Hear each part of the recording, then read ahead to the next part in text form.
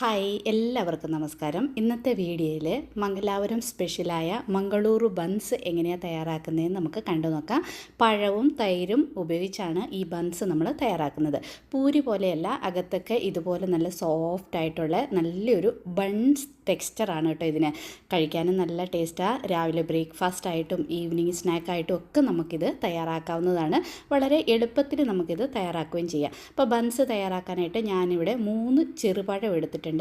ഏത്തപ്പഴം ഒഴികെ ഏത് പഴം വേണമെങ്കിലും നമുക്കെടുക്കാം. സാധാരണയായിട്ട് മൈസൂർ പാളയംകോടൻ പഴം കൊണ്ടാണ് ഈ മംഗളൂരു ബൺസ് തയ്യാറാക്കുന്നത്. നമുക്ക് റോബസ്റ്റ പഴം, ചെറുപഴം ഏതായാലും എടുക്കാം കേട്ടോ. ഞാനിപ്പോൾ 3 പഴം എടുത്തിട്ടുണ്ട്. പഴത്തിൻ്റെ തൊലിയൊക്കെ കളഞ്ഞിട്ട് നമുക്ക് ഒരു ബൗളിലേക്ക് ഈ പഴമൊക്കെ ഒന്ന് ചേർത്ത് കൊടുക്കാം. നല്ല പോലെ പഴുത്ത പഴം, ഇപ്പം ഈ തൊലിയൊക്കെ കുറച്ച് കറുത്ത പഴം ഉണ്ടെങ്കിൽ നമുക്ക് ഇത് കൈകൊണ്ട് തന്നെ ഒന്ന് ഉടച്ചെടുക്കാം. ഇപ്പോൾ കുറച്ച് പഴുപ്പ് കുറവുള്ള പഴമാണെങ്കിൽ നമ്മൾ മിക്സിയിലിട്ട് ഒന്ന് അടിച്ചെടുക്കണം. അപ്പം ഞാനിപ്പം നന്നായിട്ട് പഴുത്ത പഴമാണ് എടുത്തത്. അപ്പോൾ ഇതുപോലെ കൈകൊണ്ടൊന്ന് ഉടച്ചെടുത്തിട്ടുണ്ട്. ഇനി ഇതിലേക്ക് നമുക്ക് മധുരത്തിനനുസരിച്ച് പഞ്ചസാര ചേർത്ത് കൊടുക്കാം. മധുരം കുറച്ച് കുറവ് ചേർത്ത് നമ്മൾ ഈ ബൺസ് തയ്യാറാക്കുവാണെങ്കിൽ ചമ്മന്തി, സാമ്പാറിൻ്റെ കൂടെയൊക്കെ നമുക്കിത് കഴിക്കാവുന്നതാണ്. നമുക്ക് കുറച്ച് മധുരം കൂട്ടിയിട്ട് ഉണ്ടാക്കുവാണെങ്കിൽ നമുക്ക് സാമ്പാറോ ചമ്മന്തിയോ ഒന്നും ഇല്ലാതെ ചായയുടെ കൂടെ അങ്ങനെ തന്നെ ഇത് കഴിക്കാവുന്നതാണ്. ഞാനിപ്പോൾ 3 സ്പൂണ് പഞ്ചസാരയും കുറച്ച് ഉപ്പും പിന്നെ ഒരു 1/2 സ്പൂണ് നല്ല ജീരകം, ചെറു ജീരകം കൂടെ ഇതിലേക്ക് ചേർത്തിട്ടുണ്ട്. ഇതെല്ലാം കൂടെ നന്നായിട്ടൊന്ന് മിക്സ് ചെയ്ത് യോജിപ്പിക്കണം. ബൺസ് തയ്യാറാക്കുമ്പം ഒരു തരി പോലും വെള്ളം നമ്മളിതിലേക്ക് ചേർക്കരുത്. പഴത്തിൻ്റെ മിക്സും അതിൻ്റെ കൂടെ നമ്മൾ തൈരും കൂടെ ചേർത്തിട്ട് വേണം ഇത് മിക്സ് ചെയ്യാനായിട്ട്. ഞാനിവിടെ 1 സ്പൂണ് ദോശമാവോ ഇഡ്ഡലി മാവോ അപ്പത്തിൻ്റെ മാവോ നിങ്ങളുടെ കയ്യിൽ ഇരിപ്പുണ്ടെങ്കിൽ അത് ചേർക്കാം. ഇല്ലെങ്കിൽ ഒരു നുള്ള് സോഡാപ്പൊടി. പിന്നെ ഇതിലേക്ക് നമ്മൾ ചേർക്കുന്നത് തൈരാണ്. പുളിയില്ലാത്ത നല്ല കട്ട തൈര് ഇതിലേക്ക് ചേർത്തിട്ട് ഇത് നന്നായിട്ട് മിക്സ് ചെയ്യണം. ഇപ്പോൾ നമ്മൾ സോഡാപ്പൊടിക്ക് പകരം നമ്മുടെ കയ്യിൽ ഇപ്പോൾ ദോശയോ ഇഡ്ഡലിയോ അപ്പമൊക്കെ തയ്യാറാക്കുമ്പോൾ കുറച്ച് മാവ് എയർ ടൈറ്റ് കണ്ടെയ്നറിൽ എടുത്ത് നമ്മൾ സ്റ്റോർ ചെയ്ത് വെക്കുകയാണെങ്കിൽ ഈ സോഡാപ്പൊടി ഈസ്റ്റിന് പകരമായിട്ട് നമുക്ക് കുറച്ച് മാവ് ചേർത്ത് കൊടുത്താൽ മതി. ഇപ്പം ഇതിലേക്ക് ഞാൻ 1 കപ്പ് മൈദയാണ് ചേർത്ത് കൊടുത്തത്. നിങ്ങൾ ഹെൽത്ത് വൈസ് നോക്കുവാണെങ്കിൽ മൈദയ്ക്ക് പകരമായിട്ട് ഗോതമ്പൊടി ചേർത്ത് കൊടുത്താലും മതി. ഞാനിപ്പം മൈദയാണ് ചേർത്തത്. മൈദ ചേർത്തിട്ട് ഇത് നന്നായിട്ട് മിക്സ് ചെയ്യണം. ഇതിപ്പം കുറച്ച് ലൂസാണ്, അപ്പം കുറേശ്ശെ മൈദപ്പൊടി ചേർത്ത് കൊടുത്തിട്ട് നമ്മൾ ചപ്പാത്തിക്കൊക്കെ മാവ് കുഴയ്ക്കുമല്ലോ, അതുപോലെ ഇത് നന്നായിട്ടൊന്ന് മിക്സ് ചെയ്തെടുക്കണം. പക്ഷേ ചപ്പാത്തി പൂരിയുടെ മാവിൻ്റെ അത്രയും ഹാർഡാകരുത്, കുറച്ച് സോഫ്റ്റായിട്ട് വേണം നമ്മുടെ മാവ് ഇരിക്കാനായിട്ട്. അപ്പോൾ കുറേശ്ശെ പൊടി ഇട്ട് കൊടുത്തിട്ട് നമുക്കിത് മിക്സ് ചെയ്തെടുക്കാം. വേണമെന്നുണ്ടെങ്കിൽ കുറച്ചുകൂടെ തൈര് നമുക്കിതിലേക്ക് ചേർത്ത് കൊടുക്കാവുന്നതാണ്. നല്ല ചൂടുള്ള കാലാവസ്ഥയാണെങ്കിൽ നമുക്കിതിലേക്ക് മാവോ സോഡാപ്പൊടിയോ ഒന്നും ചേർത്ത് കൊടുക്കണ്ട. പഴവും തൈരും മാത്രം ചേർത്ത് കൊടുത്താൽ മതി. കുറച്ച് തണുപ്പുള്ള കാലാവസ്ഥയാണെങ്കിൽ നമ്മൾ ഒരു നുള്ള് സോഡാപ്പൊടി അല്ലെങ്കിൽ 1 സ്പൂണ് ഇഡ്ഡലി മാവോ ദോശമാവോ ഏതെങ്കിലും ഒരു മാവ് ഇതിലേക്ക് ചേർത്ത് കൊടുത്താൽ നല്ല സോഫ്റ്റായിട്ട് കിട്ടും കേട്ടോ നമ്മുടെ ഈ ബൺസ്. അപ്പോൾ ഇതുപോലെ നന്നായിട്ട് കുറച്ച് ലൂസായിട്ട് വേണം മാവ് നമ്മളൊന്ന് തയ്യാറാക്കാനായിട്ട്. ഇപ്പോൾ ഇത് റെഡി ആയിട്ടുണ്ട്. ഇനി നമ്മൾ കൈ ഒന്ന് പതുക്കെ വെള്ളത്തിലൊന്ന് നനച്ചിട്ട് നന്നായിട്ട് ഇതുപോലെ മിക്സ് ചെയ്ത് മാവിനെ സോഫ്റ്റ് ആക്കണം.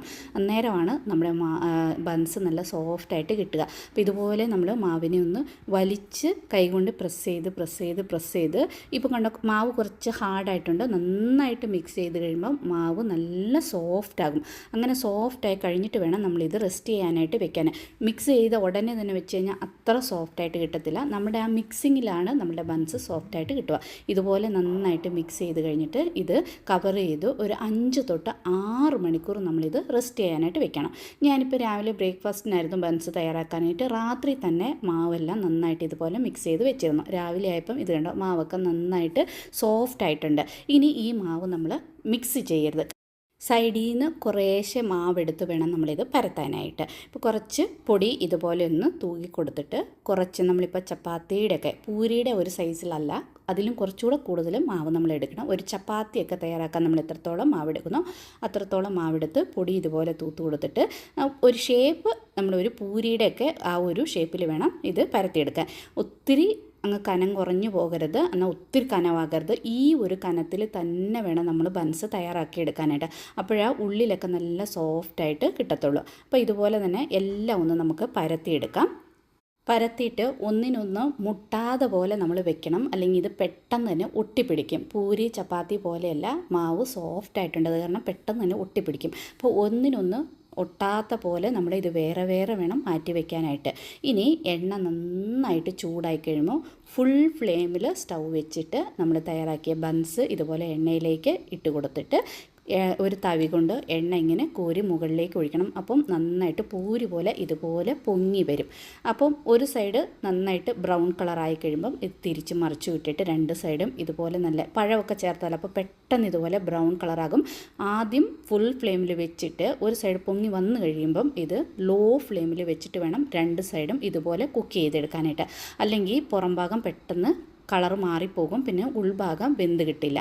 അപ്പം ആദ്യത്തെ ബൺസ് ഞാൻ തയ്യാറാക്കി. അതുപോലെ തന്നെ നമുക്ക് ഇനി ബാക്കിയുള്ള ബൺസ് എല്ലാം തയ്യാറാക്കിയെടുക്കാം. നല്ല ചൂടുള്ള എണ്ണയിലേക്ക് ഇതുപോലെ ബൺസ് ഇട്ട് കൊടുത്തിട്ട് ലോ ഫ്ലെയിമിൽ വെച്ചിട്ട് വേണം രണ്ട് സൈഡും ഒന്ന് കുക്ക് ചെയ്തെടുക്കാനായിട്ട്. പിന്നെ എണ്ണ ഇതുപോലെ ഒരു തവി കൊണ്ട് മുകളിലേക്ക് കോരി ഒഴിച്ച് കൊടുക്കാൻ മറക്കരുത്.